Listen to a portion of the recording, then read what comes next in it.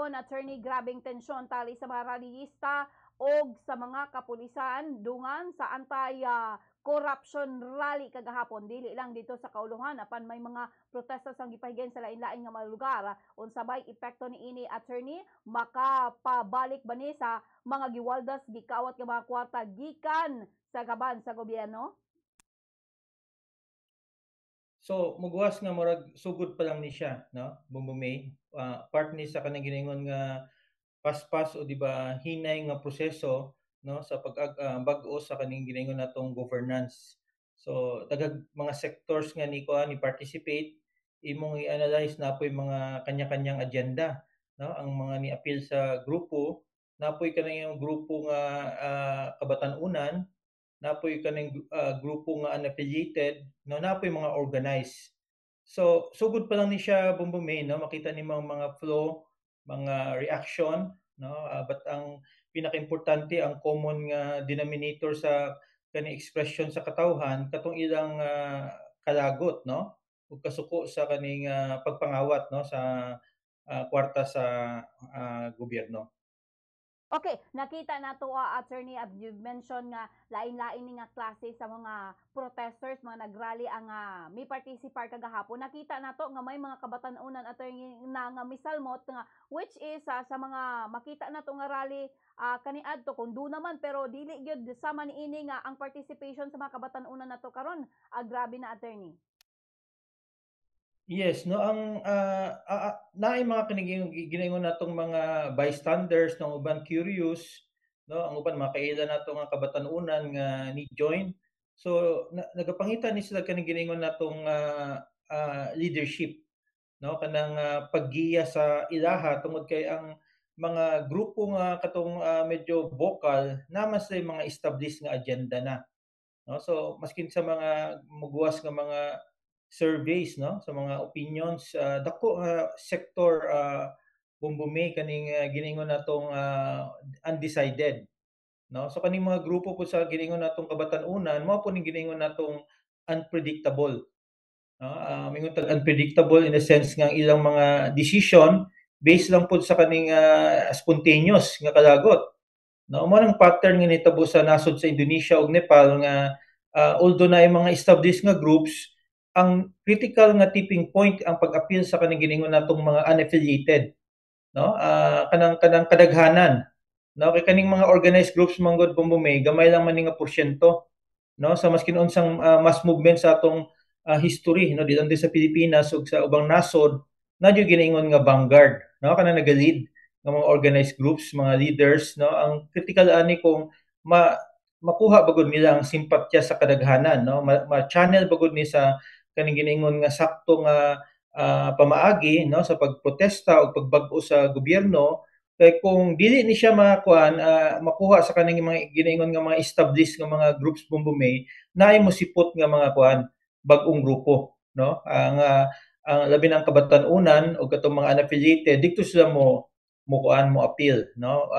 Wapunta kabalo sa ubang mga organized groups sa atong panggobyerno naman tay armed forces pod o kaning kapulisan nga wa ta kabaloon sang asa ang tipping point ani bumbumay, no, tungod kay naman tay history pod sa kaning pag-intervene sa military. Tud ang factor po sa simbahan, no, bumbumay importante po na siya atong tan-awon kung asa paingon. So fluid kay atong situation karon pero nanay mga medyo di kay maayo nga mga senyales tungod kay ang mass action na mga areas nga nahimong violente, no, nga medyo concern ang kadaghanan dito kay base sindihan pa ni mudako pa jud ni siya, no, sa coming months. Okay, may mga nakita usab nga mga pipila ka mga politiko o ana sa gobyerno attorney ang misalmot unsa bay implication ani o naabay dala nga impact kini nga mga politicians nga mi partisipar nagpakita sa publiko o nagpadayag usab sa ilahang pagpanubag ni mga korap nga mga officials attorney. Kabalo man isda naman tay mga civil service rules, no, as to kaning participation sa mass action, no. Normally natay ginaingon nga theoretical nga political neutrality basta empleyado ka sa gobyerno. Pero kani extraordinary time man di man mo prevent sa ilahag mo express pud sa ilang opinion maski na empleyado sila o di ba opisyales sa atong gobyerno. Okay, sa nahitabo kagahapon nga attention attorney, maka call out ba ni sa attention or direct call out sa attention sa iyahang ang iyang himuon sa mga corrupt officials? Well, makita nimo depende mura nig chess move no, Bumbumi, daghag factors nga very unpredictable no. Mihimo lang tag mga siguro mga scenarios no nga siguro most likely nga mahitabo no. The first nga most likely din ha Bumbumi mo resign si President Bongbong Marcos, which will be unlikely no. Kung makita nato unlikely na nga mahitabo. Kaduha, ma-prolong ning kuan kaning mass action, madisturbong atong panggobyerno no pagkatapos muuli ni sa kaning ginaingon natong extreme no nga situation nga mo na tong gina-avoid. So ang third scenario din hibong bumay kani giningon nga calibrated nga action unta nga paspas ang reaction sa present nga gobyerno nga nagalingkod nga i-prosecute. No, ang pangutana din hibong bumay ang prosecution ba hantud asa kataas. No, unsa ka kanang giningon nga genuine no, mutuo bang katawhan ana sa proseso? Kay kung ang katawhan di mutuo sana nga proseso mahimot ang nipal ani Bumbumeng ang katawhan sila mohusga no, silang modakop sa mga opisyales sa gobyerno, sila pud ang mohusga. Di nato na gusto nga kuan nga situation. So ang bola karon ko ako mutan-aw naa jud sa kuan gobyerno no, naa sa gobyerno karon paspas nga investigation, credible nga investigation, pag-confiscate no ang sa mga propiedad sa kaning atong mga opisyales. Kay murag public knowledge naman ning kuan ang ilang mga properties di man nila ma-explicar ni Bumbumay. So dapat ang buhaton ni sa gobyerno na amantay balaod sa anti-graft and corrupt practices, mo take sila kanang medyo proactive nga action, ilan ning pang-confiscate no pagkat ilang pa-imbestiga tungod kay kung bilyones ni siya no wa may ana ka kusog nga mga negosyo nga in just 1 to 3 years ang imong isa ka milyon mahimong 10 billion no Bumbumay. So diha dapat usa ka decisive nga government action kay kung dili mo na tong ginakahadlukan nga basi nay mosindi no. Ang mga kabatanunan di na to makontrol, mo create og anarchy no sa kalsada. Imo gyud na mention ganiha na mga establishmento no diya sa Mindiola paingog Malacañang gipang atake no sa atong mga rallyista. Okay, pero sa pagtanaw nimo attorney, unsa ka epektibo kining trillion peso march sa pagpakita sa mulo sa mga katawhan? Well, effective siya in the sense nga sugod pa siya no. Diha na napakita nga nay organized group no, although kanya-kanyang interest, nay kanya-kanyang unsa ni agenda, but so far nagsugod as kaning organized nga kaning mass movement no. Kana siya in a sense positibo na siya as far as napakita sa katawhan ang scale no. Di lang man ni sa Metro Manila maski sa ubang mga syudad tibuok Pilipinas na may mga pockets of mga kaning giningon nga mass action. So kung ana nga perspective usa na siya ka positive development. Ang pangutana din hibong bumi kung sustainable bagud siya ug makuha bagud sa kaning mass movement kaning giningon nga desired nga resulta no dinhi sa kaning korupsyon no sa atong gobyerno. Okay, na-mention na attorney ni Carpio nga biggest corruption matod ba kini nahitabo karon sa mga flood control scandal and anomaly in history and compared matod pa sa nahitabo sa martial law kani adto attorney. Sa imong take ani? Yes, no, grabe, no? Makita na to kay that time sa panahon sa kanhing Presidente Marcos, estudyante pa man ta ato Bumbumi, grabe among kasuko ato, no? Rally, no? Pamilyar ko anang teritoryo sa Mindiola, Liwasang Bonifacio, ug mga rally diya sa EDSA, no? Apil-apil ta ato Bumbumi. Tungod lagi atong paminaw, no? As kaning kabatanunan, grabeng gibuhat sa kaning administrasyong kuan Marcos. Only to realize nga habang nagatiguang na ta Bumbumi, mas grabe din ang gibuhat no, multiply by almost 1,000 times.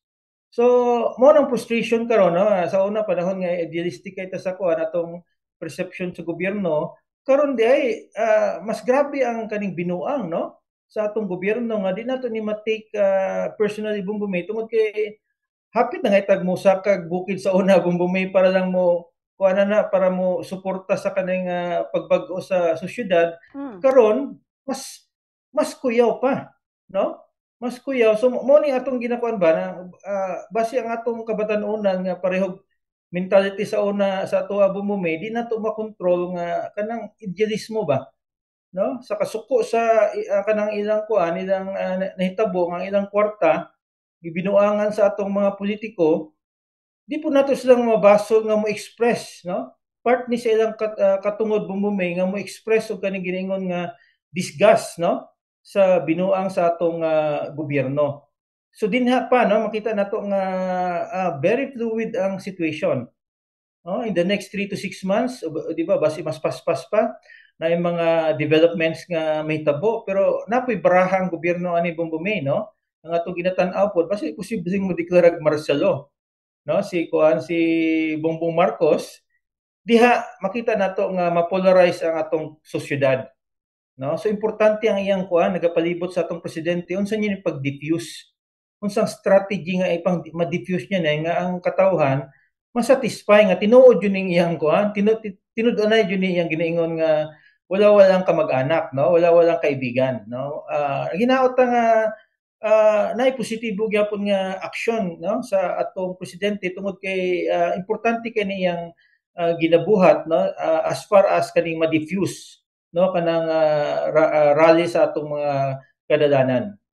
Okay, pero kagahapon attorney, and after kagahapon sa rally kagahapon may statement karon ang Malacañang, palasyo sa Malacañang nga kumbinsido matud pa sila nga planado ang mga kagubot kagahapon sa Mendiola ug sa Ayala Bridge para matud pa sa pagpahagsa sa gobyerno.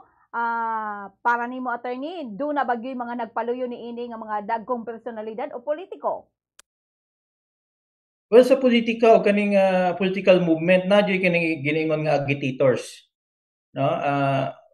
Naay kanang dako nga grupo nga sincero kayo, napoy grupo nga kanang giningon mo agitate, no, sa katawhan. Normal man na siya, no? Bumbumay na part na sa kanang giningon nga scenario building sa mga grupo, no? Sa panahon bitaw sa Plaza Miranda na may grupo nga ni kuan ato ni Bomba ato Bumbumay para mo sindi sa pagdeklara sa martial law. So kani siya posible, no? Posible nga identified group, organized group, no? In fact, during our student days, familiar man ta nga mga pamaagi pod Bumbumay nga naadyoy kanang giningon nga mo agitate, no? Para masuko ang katawhan. So posible na siya, no? Posible nga senaryo nga naadyoy mo agitate para mo create og kanang trouble tungod kay ang endpoint ana sa ilang political agenda, no? Ihagsa pud ang kaning gobyerno nga kita mismo, no, karon kadaghanan sa tuwa di man nato gina-aspire na siya nga realidad, no? Di man taganahan pud nga nay anarchy na mahagsa ang gobyerno. Ang dapat lang sa tuwa is ma-stabilize pagkatapos mapatubag kaning dapat mapatubag apil natong presidente pod, no? Bumbumay kinsa ang kuan nga pinakataas nga opisyales sa atong gobyerno.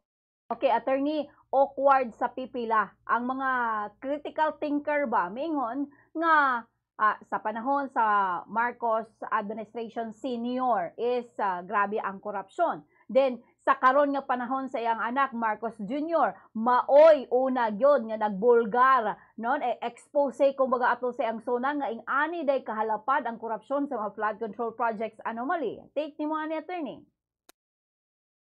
Walang kalainan, no? Ang iyang amahan mas brilliant man sa iyaha, no? Si senior kusog man iyang control sa gobyerno. Kusog iyang control sa military, aware siya sa iyang nahitabo sa palibot. Ang kalainan sa present administration Bumbumay kung tan-awon nimo, murag ang nagapalibot ang nagka-control sa iyaha, no? Asa kitag gobyerno nga ang presidente mismo ang whistleblower, no? Murag di katuhuan Bumbumay ba nga maski naasa sa kalibutan mo tan-aw ka ang presidente mismo ang nagareklamo, whistleblower. Pagkatapos ang niguwas nga mastermind ang atong speaker sa House.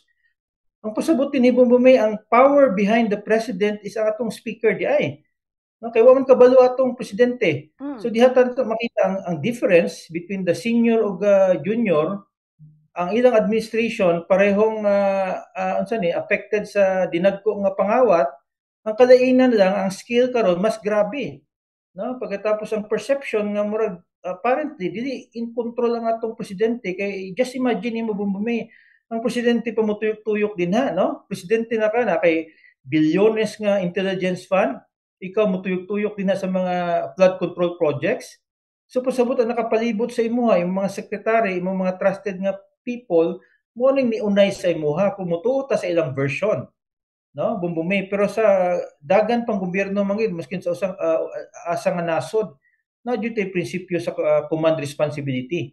Kung naay failure ang imong gobyerno, ang first mo tender of resignation ang head sa government, no? Ang problema murag di pa na institutionalize sa tua, no? Imagine atong udito, no? Bumbumi, presidente ang sani whistleblower na katuhuan bagod na siya, no? So dapat i-explica nila na kay kung katuhuan na siya Bumbumi, ang pasabot lang po din na nga by omission, no? Pasabot din na nga maskin di apil ang presidente tungod kay presidente siya mo take responsibility, no, sa action sa iyang mga alter egos, no? Apil ng mga department secretaries.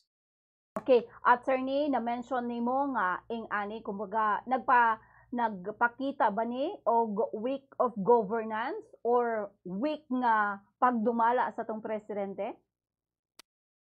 Yes, no, definitely. Nag-reflect ni sa kaning leadership style nga huyang, nga di nimo control, no?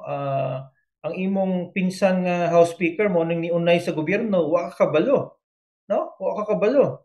Tapos atong mga kongresista nga nagpaitoy-itoy, no? Bumbumi sa atong House Speaker tungod lagi di nga gikuan unsa ni gihatagag mga dagko nga budget. So in a sense, siya as kaning atong presidente motubag ana, no, sa ana nga sitwasyon, usa na siya ka reflection nga huyang ang atong gobyerno, no? Kay siya na gani ni reklamo Bumbumi, murag katawanan kay ba, no, sa iyang katong iyang State of the Nation address nga motong portion nga medyo na-impress ko. Siya mismo ni ingon sa audience niya nga mga kaning nibuhat sa binuang, no? Mahiya naman kayo, Yeah. no? Kana lang siya Bumbumi, admission na siya nga di nimo makontrol, no, ang imong mga political allies diya sa Kongreso. Okay, pero at the end of the day, attorney, doon na namay murag tulo na ni nag-imbestiga, Senado, Kamara, ICI, Independent Commission on Infrastructure, sa kaulihan, attorney, magtuo ba ka nga naagyoy mapriso or kining mga na-mention nga mga pangalan, House Speaker, kanhi House Speaker Martin Romualdez, Representative Zaldico, ug uban pa nga mga contractors, mapriso ba gid ni sila, especially mga the government officials? Ang bola Bumbumi, no, kung ako mo tanaw, kanang congressional hearing di na kumutuo na, Mm. no? Labi na sa sila mismo ang suspect, sila mo investigate, binuang man na siya, no? So kanang Senate o congressional investigation, medyo political ko na siya, circus lang na siya. Kung ako personal take na ko Bumbumi. Ang atong katuoan karon kaning investigation sa atong DPWH secretary, kay daghan naman siyang gipangtangtang, no? In fairness sa kay Secretary Dizon, medyo impressed pud ta kay paspas iyang action ug kaning ginaingon natong independent commission. Kaya ang independent commission Bumbumi ana sa information nga nikanta na ning mga DPWH engineers nga ang involvement sa atong mga unsa ni mga government officials, no, atong mga senador, atong mga kongresista. So diha nang nabilin nga kaning ahensya sa gobyerno nga atong i-monitor kung katuhuan bagod ning ilang mga investigation. But as far as kaning Congress, no, sarswela na lang ni siya Bumbumi. No, what I may expect ana kay labi na sa House of Representatives, sila mangyapon ang uban-uban ana, no, nganong maimbestiga man sila sa ilang kaugalingon, mura na nig political mileage ang gibuhat sa atong mga kongresista, dapat naa sila delikadesa Bumbumi nga iundang nila ng investigation, no, kay mura lang nig kani atong senador ug mga kongresista, sila nagpasa-pasa sa kaning unsa ni kaning mga blame.